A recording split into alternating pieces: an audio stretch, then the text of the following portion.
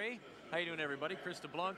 I am Jim Kozimor. Good effort by Sacramento. Both sides defensively holding them to 43, but to have that 5-point lead as well. You know, and to be a little shorthanded and not having a Brad Miller in there, not having a Kenny Thomas against a very big interior T-Wolves team, I think they're doing a great job. They've had some players step up.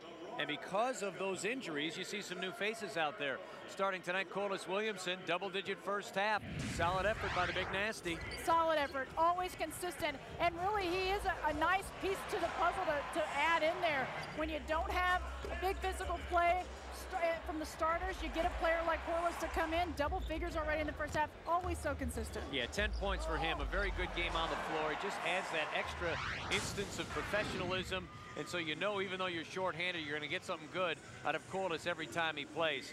Tonight in the backcourt, Kevin Martin, a little stomach flu. He is playing, but it's Mike Bibby who is taking over. Double-digit night for him, and it's good to see his game is on. Great to see Mike Bibby stepping up. He's also one of those players that has to come up big.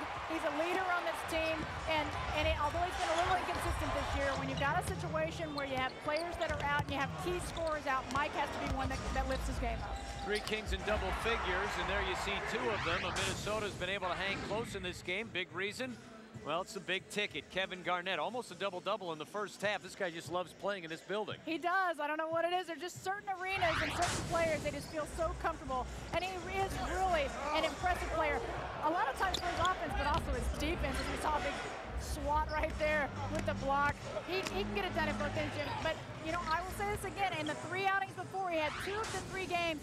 He had solid games. In the one in which Sacramento lost, he struggled a little bit. So I say, let him have his night and shut down the others. Now, let's also give praise to the Sacramento Kings after that very difficult road trip they had.